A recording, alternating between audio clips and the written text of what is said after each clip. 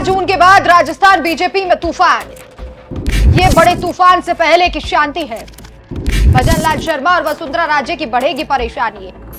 किरोड़ी लाल मीणा को भी लग सकता है बड़ा झटका।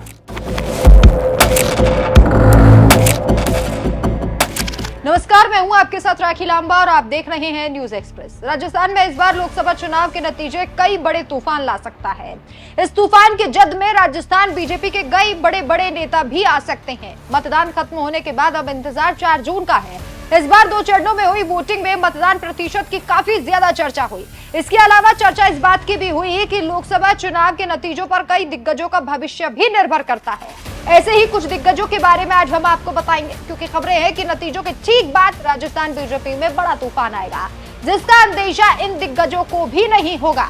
राजस्थान तक में छपी है खबर के अनुसार चुनावी परिणाम जिस भी पार्टी के विपरीत होंगे उस दल में बड़ा बदलाव हो सकता है।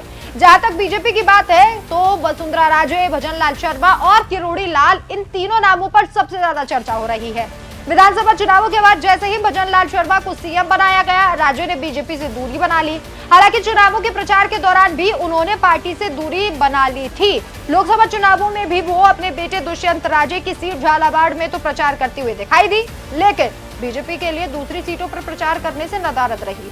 दूसरी तरफ नए मुखिया भजन लाल शर्मा, जो पहले ही अपनी कुर्सी को लेकर डरे हुए बैठे। कहा जा रहा है कि अगर बीजेपी के पक्ष में परिणाम नहीं आए तो भजन लाल शर्मा के लिए कई चुनौतियां पैदा हो जाएंगी। ये चुनाव भजन लाल शर्मा के लिए एक अग्नि परीक्षा है।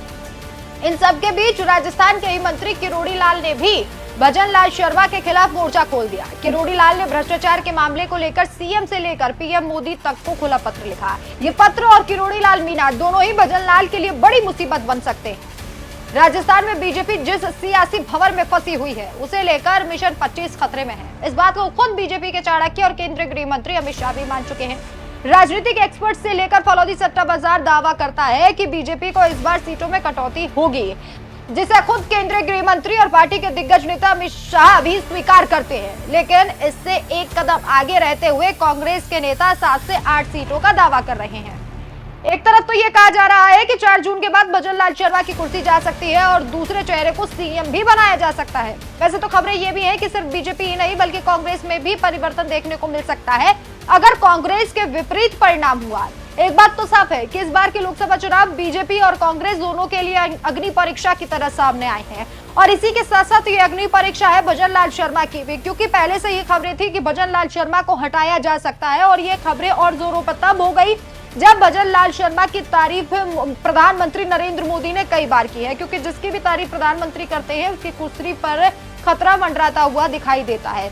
और अब देखना होगा जब भजन लाल शर्मा के खिलाफ किरोड़ी लाल मीणा लगातार पत्र लिख रहे हैं।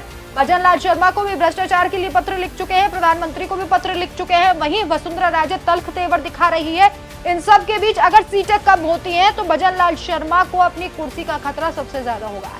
आपकी क्या राय है, हमें कमेंट करके जरूर बताएं। नमस्कार।